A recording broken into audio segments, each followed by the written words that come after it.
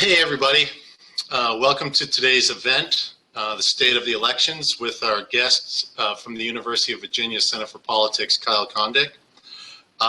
For those of you who don't know me, I'm Paul Rooney, the founder and managing partner for EBS insurance brokers here in Boston, Massachusetts. And we help all of our clients and prospective clients with design, administration, communication, compliance with all facets of the employee benefits world.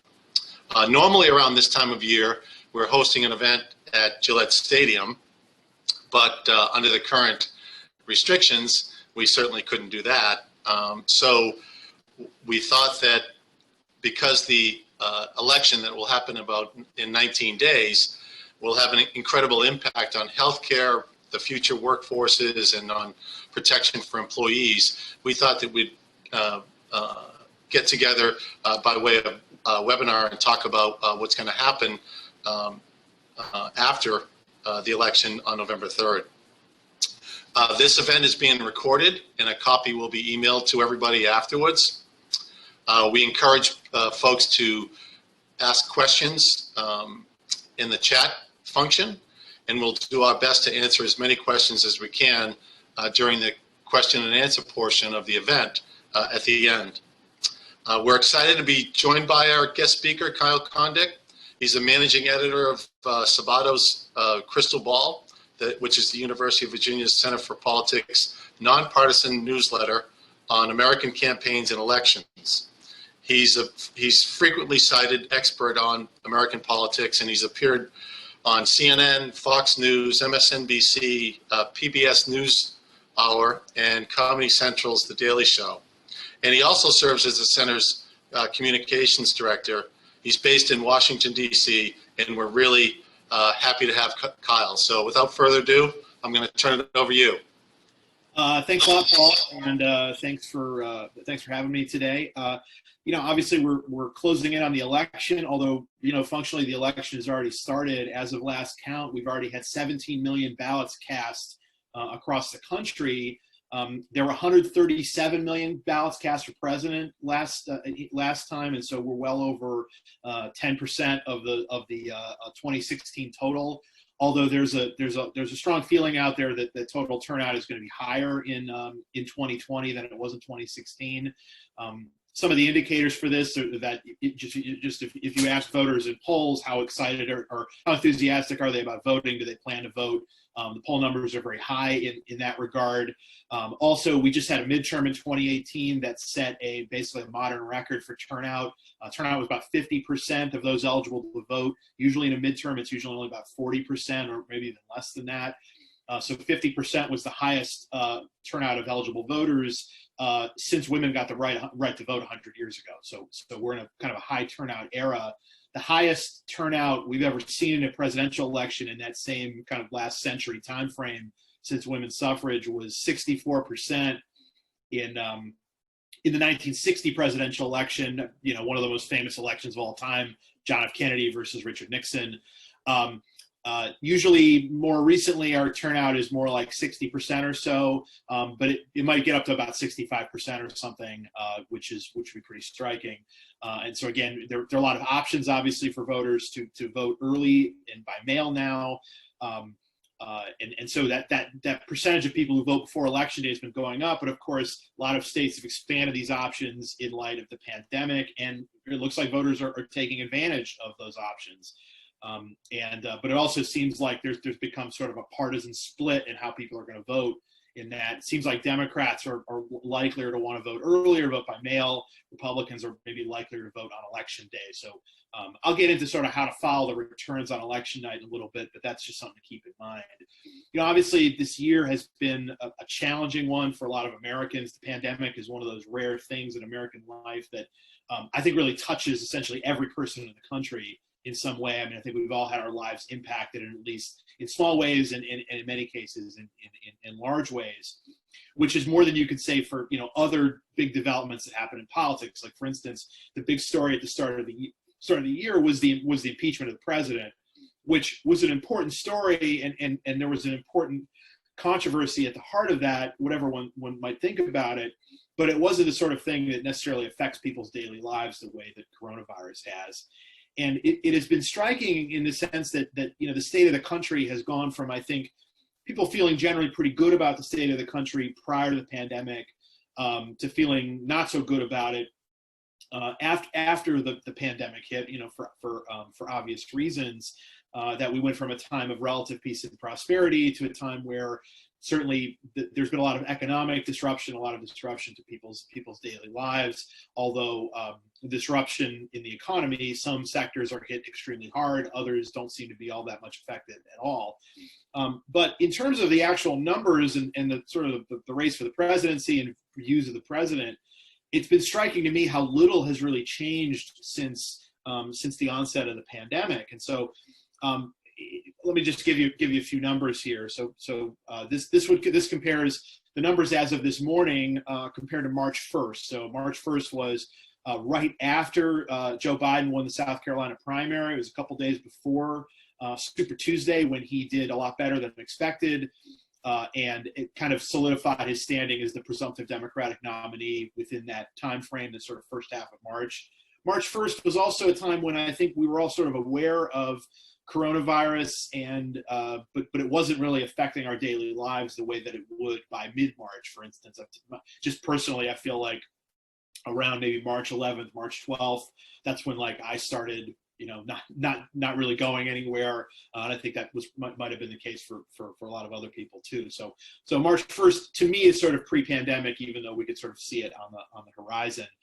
And so on March 1st, in the two big national polling aggregators, so Real Clear Politics is one, 538, Nate Silver's site is another. Trump's approval rating was -6 net in Real Clear Politics, meaning that his disapproval was 6 points higher than his approval rating. That's not good. Obviously, the president wants to have positive approval, but it's also not horrible. And then in 538, Trump's approval rating was -9 net. So again, a little bit worse. They have different ways of calculating it, but pretty similar. As of this morning, the president's approval rating in Real Clear Politics and 538 is -10 net in both. So really, in 538, it's basically not that much different at all. In Real Clear Politics, it's a little bit worse. I think it sort of suggests to me anyway that perhaps given the vast change in sort of the state of the country, that maybe the president's approval rating was a little bit, maybe could or should have been higher back at the start of the year, given the state of the country. And then you look at it now and maybe it could or should be lower. But I think what it also speaks to is that there aren't that many persuadable people out there about this president. And this was actually true of Obama to some extent, although perhaps not as dramatically so, in that there are just a lot of people who just aren't really changing their minds about the president. I think historically, if you go back a generation or two, I think if you'd seen something like the pandemic and sort of a broadly criticized public response to it, as I think the federal government response has been, I think you probably would have seen bigger swings in the approval rating of the president. And yet that's just not the kind of era that we're in. So in some ways, the president has, I wouldn't say it's kind of a higher floor and maybe a lower ceiling than maybe past presidents did. If you look at the horse race numbers, just the national polling, and again, we've got the Electoral College, and so the national polling is not necessarily going to tell us specifically who's going to win the Electoral College. But on March 1st, remember this was before Biden was really the presumptive nominee. Biden was up 5 points on Trump in Real Clear Politics average. He was up 4 points in 538. As of this morning, Biden is up 9 points in Real Clear Politics and 10 in 538. So that is a difference.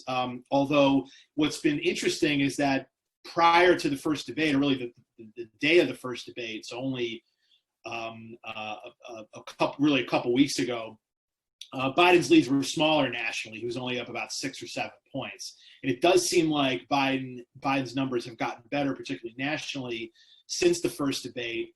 There was some thought that maybe because of the combination of Biden generally being perceived to have done better in the first debate, or rather Trump maybe doing worse than Biden, and also the president's coronavirus diagnosis happening shortly after the first debate, there was some thought that maybe that would move the polls, but our experience throughout the Trump era is that sometimes the numbers move more negatively against the president, but then they kind of like bounce back to where they were before. That hasn't quite happened yet, but I wouldn't be surprised if, a week from now, maybe we're sort of back to where we were before the first debate, which is that Biden would still be leading nationally, but by a smaller amount than what he's winning by now.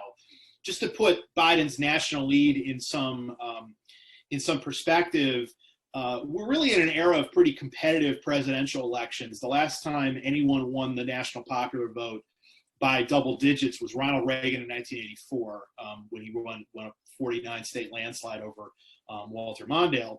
Since then, we have had some elections that weren't particularly close, like George H.W. Bush in 1988, Bill Clinton in 1996, Barack Obama in 2008. But those elections have been closer than the blowouts that we saw in many elections in the kind of middle and latter part of the 20th century. The biggest popular vote margin in the 2000s, so last 5 elections, was Obama won by 7.3 points nationally in 2008, and he also got 365 electoral votes. Biden is currently polling a little bit higher than that, although I can't sit here and tell you that I'm super confident that at the end of the day, Biden would perform better than Obama. But that's sort of the range kind of that we're looking at in terms of the national polling. And again, I think you do have to wonder if this is a little bit artificial. But one difference between 2020 and 2016, of course, we all remember, polls were off, particularly in some of the states, and underestimated Donald Trump. But that was a less stable race than this one is, in that there were certain points during the 2016 calendar year when Donald Trump effectively caught up to Hillary Clinton in national polling, and then Clinton would sort of restore her lead, but the electorate was a lot more flexible. This time, Trump has never really caught up to Biden in the national polling, and if anything, the numbers have gotten, as I mentioned, a little bit worse as opposed to getting better, and also just sort of the standard deviation of the side of Biden's lead has been smaller than it was for Clinton in 2016, and so that might be a feather in Biden's cap, just that he's held this lead and it's been pretty stable throughout the course of 2020. I bring up 2016 just because I think it's natural for a lot of people to think, well, hey, if I'd been doing this call 4 years ago at this time, would I have said that Clinton was favored? I think I would have said that. And so then you think, well, hey, why do we even listen to these people? What are we just going to go through another surprise like we had in 2016? So let me tell you how I think the numbers are a little bit different than they were in 2016, and why Biden's lead may be able to hold up better than Clinton's did. So first of all, if you look at the polls now compared to 4 years ago, the parties are more unified, in that if you look at the details of these polls, there's a higher percentage of self-identified Democrats who are supporting Biden than there was for Clinton last time. There's also a higher percentage of self-identified Republicans who were voting for Trump as opposed to last time. Changes in the polls can sometimes come because parties are able to achieve a little bit more unity or the presidential candidates are able to achieve a little more unity within their parties than maybe they had before. But the parties are very unified right now anyway, and so that's one way the polls can change that maybe isn't going to change just because of the unity we already see. Another difference is that Donald Trump won self-identified independent voters in 2016 by about 5 points. You don't have to win independents to win the presidency. Barack Obama actually lost independents in 2012, but still got reelected. But obviously, you would rather win independents than not. The American electorate is, and I'm just sort of ballpark figures here, but in terms of self-described party identification, usually about 35% or so Democratic, about 30% Republican, and then about 35% independent. Again, different polls will say different things, but that's the general kind of baseline. But the key thing to remember about those independents is that a lot of them are lying. When they say that they're independent, they actually, many of them, if you sort of drill down and you ask them if they reliably support one party or the other, they often do. And so the true number of independents is probably more like 5 to 10% of the electorate. But bottom line is that Trump was leading with independents last time. This time Biden generally is, although again, different polls say different things about that. But that's a positive sign for Biden that wasn't necessarily there for Clinton. And also there are just fewer undecideds in the polls, and there are fewer people saying they're going to vote third party. So in 2016, you may remember, particularly in the summertime, that Gary Johnson, a libertarian candidate, he would sometimes get high single digits or even double digits in some polls. I think a lot of it had to do with there were a lot of voters who really didn't like their choices, and so they maybe said that they were going to vote third party, even if they didn't necessarily do that at the end of the day. In the actual election, the major party candidates split or got 94% of the total votes cast. So Clinton got 48, Trump got 46. And then the remaining 6% went to third party candidates and write-ins and whatnot. What you see in polling in the United States is generally that third party candidates will sort of poll better than they'll actually perform. And the third party candidates this time aren't polling nearly as well as the third party candidates in 2016. So the third party vote is probably going to be, in fact, I feel very confident saying that it's going to be smaller. That's reflected in the polls. There are also fewer people who are undecided. So, for instance, you might look at a poll today and a poll 4 years ago and say, oh well, this poll in Pennsylvania, for instance, Clinton was up by 5 and Biden is up by 5 today too. So that's the same kind of lead, and it's potentially it has the same level of instability. But you got to look at the actual numbers in the poll.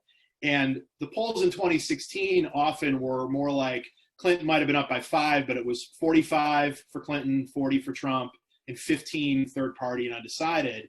And what ended up happening is a lot of those undecideds ended up breaking to Trump at the end, and Clinton's leads weren't really as solid as maybe we thought.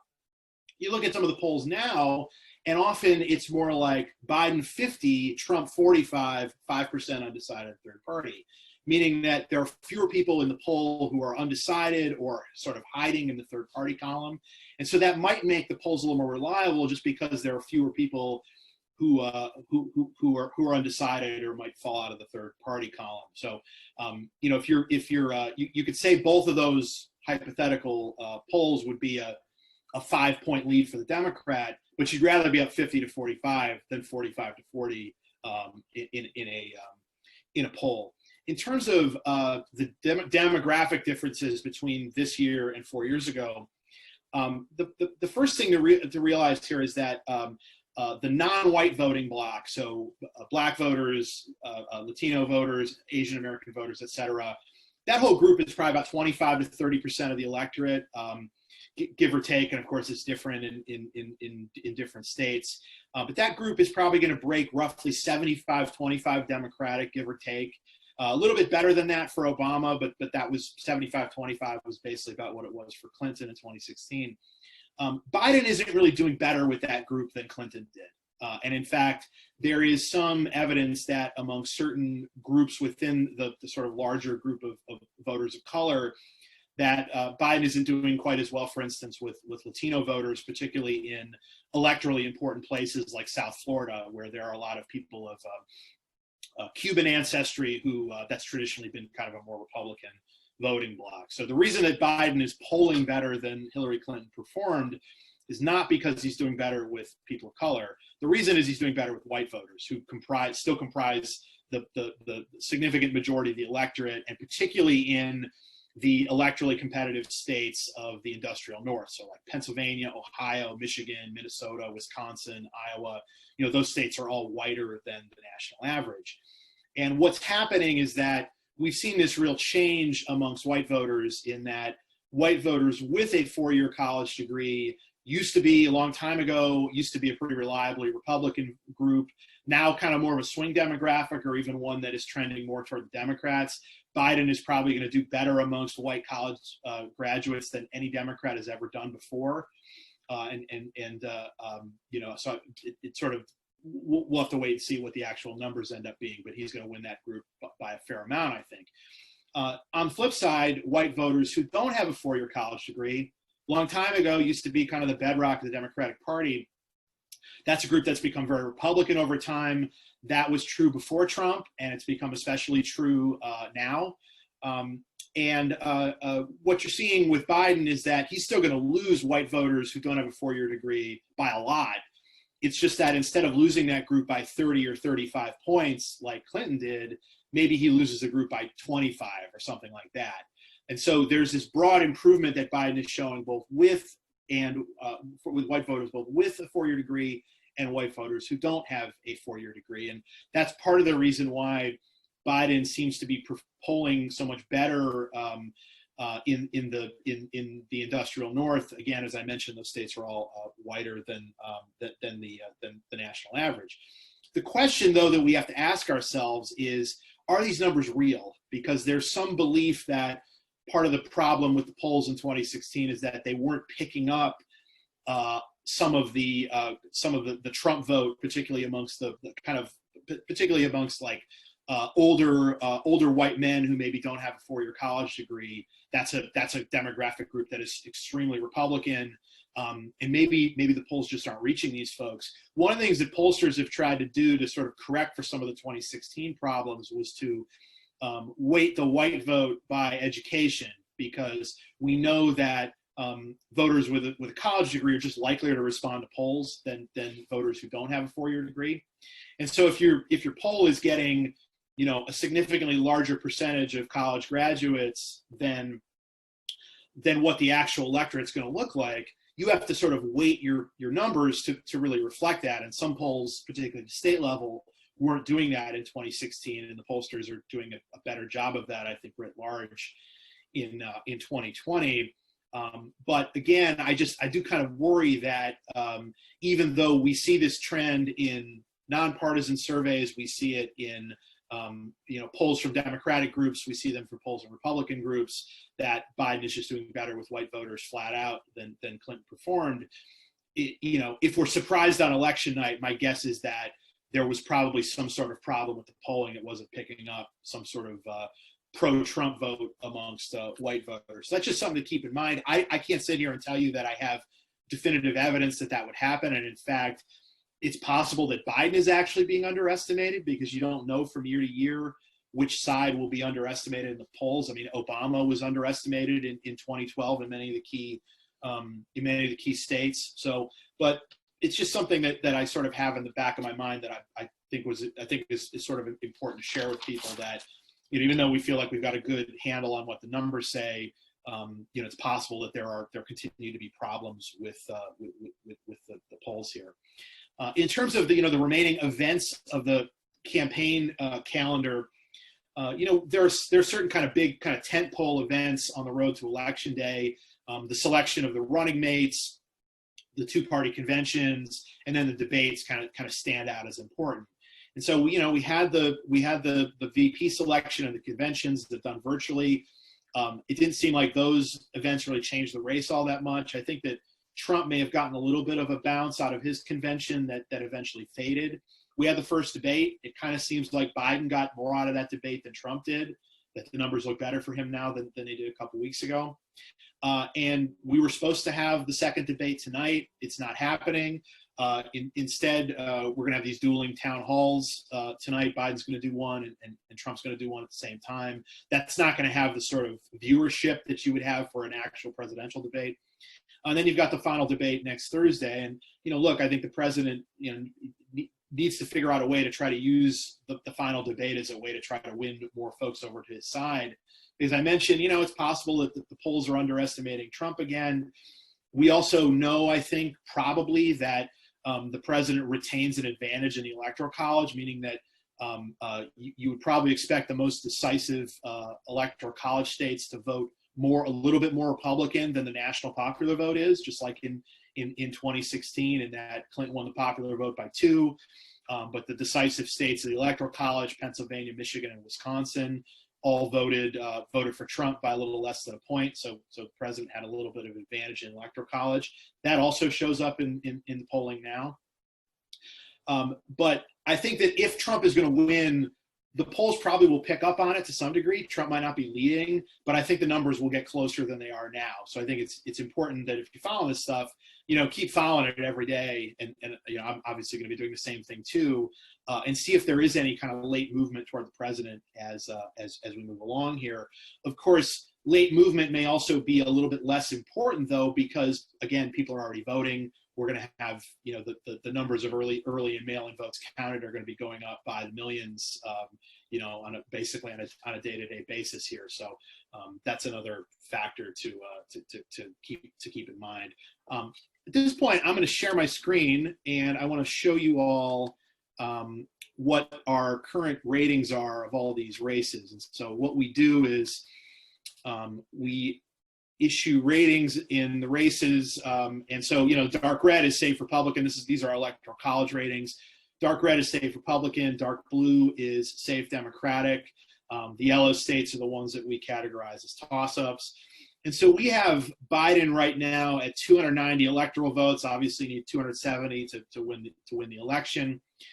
We have Trump at only 163, but then we have 5 toss-ups that Trump won in 2016.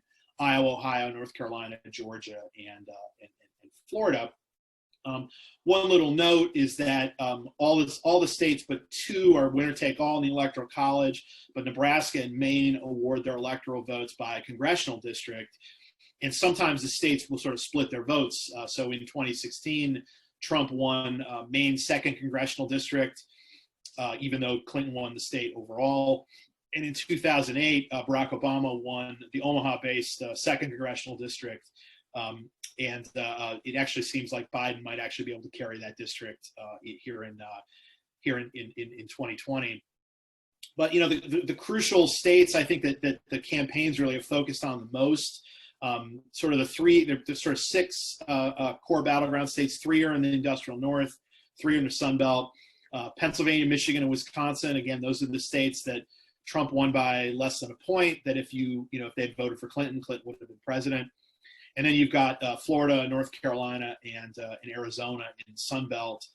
Particularly Arizona and North Carolina are traditionally more Republican, but they've become more competitive over time. We actually have Biden kind of narrowly favored in Arizona at this point. Florida, kind of quintessential swing state. It usually votes a little bit more Republican than the nation, and it's a state that is known for being within a point or two in any given election.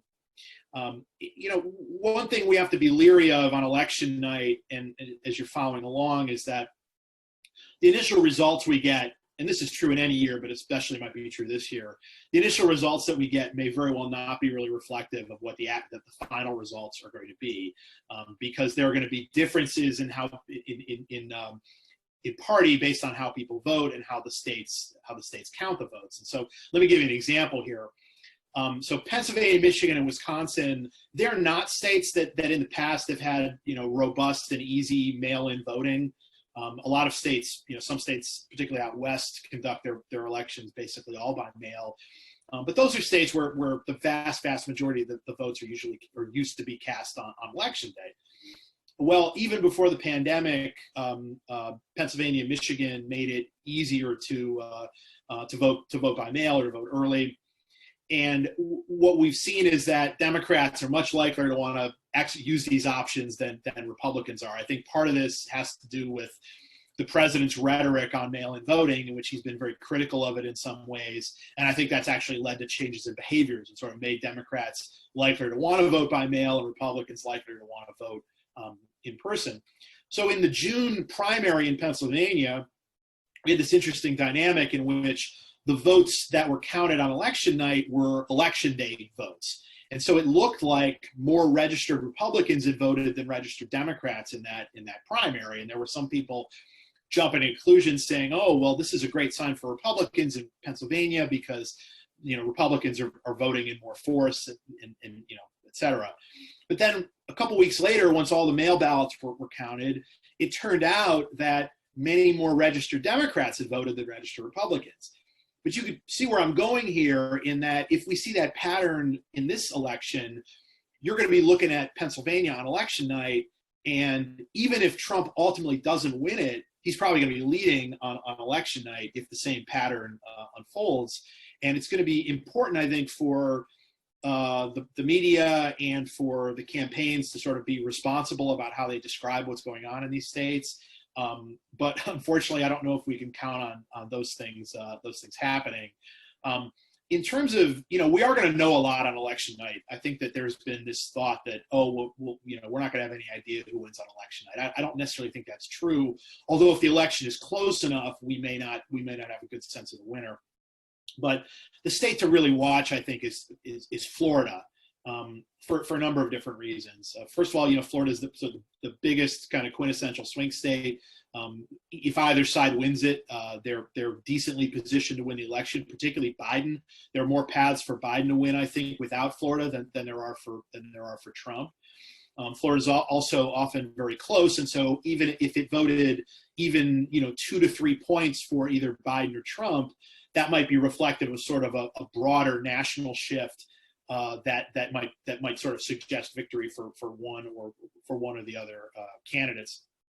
And Florida also is a state that has long had a robust mail-in and early voting apparatus. And so unlike some of the states in the north, again, particularly Pennsylvania, Michigan, Wisconsin, Florida's really used to dealing with all these mail-in ballots and all these early in-person ballots. And Florida also counts its votes pretty quickly. They have a pretty good apparatus down there. Now, there's often controversy about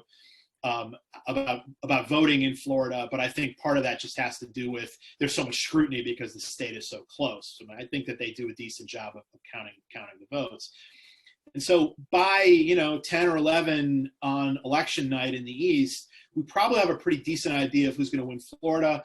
I think we also should expect that the initial returns are going to look very Democratic, and then it's a question of whether the Republicans can catch up through the election day vote. That's how things shook out in 2016, and the differences may be even sharper this time, given some of the changes we've seen in voter behavior. I mean, even in a state like Florida, Democrats are dominating mail-in voting in a way that they never have before, because of, again, I think partially because of sort of partisan perceptions of how people should vote. So keep that in mind on election night. But I feel pretty confident saying, again, if either side wins a decisive victory in Florida, they're probably going to win the election.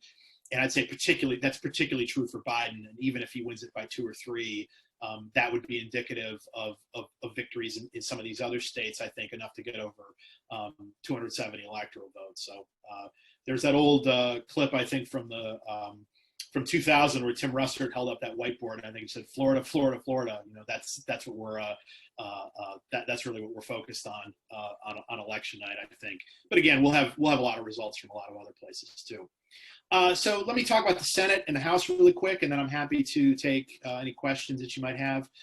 One of the things about this year's Senate map that was kind of starkly opposite from the 2018 map is that the Republicans are the ones defending a lot more turf this time than the Democrats are. So in 2018, there were 35 races, and the Democrats were defending 26 of those, including some in some red states. And so even though the Democrats had a really good electoral environment in 2018 and won control of the U.S. House, picked up a bunch of governorships, they ended up losing ground in the Senate in part because the map was so difficult for them. Well, this time the Republicans are defending 23 of the 35 seats being contested. Now, a lot of these currently Republican-held states seats are in states that really aren't that competitive. So, like, Republicans don't have any trouble holding, Idaho, Wyoming, South Dakota, Nebraska, Oklahoma, Tennessee, Kentucky, West Virginia, et cetera. But there are still a lot of very competitive races. So let me switch to our ratings here. Senate is 53-47 Republican right now. You could almost say you could really look at it as though it's 54-46 Republican, though, because the seat that's likeliest to change hands this year is Alabama, where Doug Jones, a Democrat, won a kind of a shocking special election victory over a very weak Republican opponent. He's running for a full term this time, and he is a big underdog to Republican Tommy Tuberville, the former Auburn football coach. So let's assume that Jones loses, and so that the Republicans pick up Alabama. That means just in order to get to 50-50, a tie that Democrats would hope that a Vice President Kamala Harris would end up breaking, they'd have to flip at least 4 currently Republican-held seats. We have the Democrats favored in 3 Republican-held seats so far: Colorado, Arizona, and also in Maine against Susan Collins. I would say of those 3, probably Collins would be the likeliest to come back and win at this point. But we have the Democrats at least narrowly favored in those 3 seats. We have 2 toss-ups, both Republican-held: Joni Ernst in Iowa and Tom Tillis in North Carolina. You may have seen that there's been a big development kind of roiling the North Carolina race, which is that Cal Cunningham, the Democratic candidate, basically was caught in an affair through some text messages that emerged. It doesn't seem like the affair has really hurt Cunningham all that much in terms of his polling lead. He's remained persistently leading Tom Tillis, but that's one that is a very important race. And if Cunningham ultimately were to lose, it's possible that his scandal not only would cost Democrats that seat, but also potentially control the U.S. Senate. So it's really important news development, even though I can't sit here and tell you that it's necessarily changed the race all that much. In Iowa, Joni Ernst is probably trailing Teresa Greenfield, the Democratic candidate there.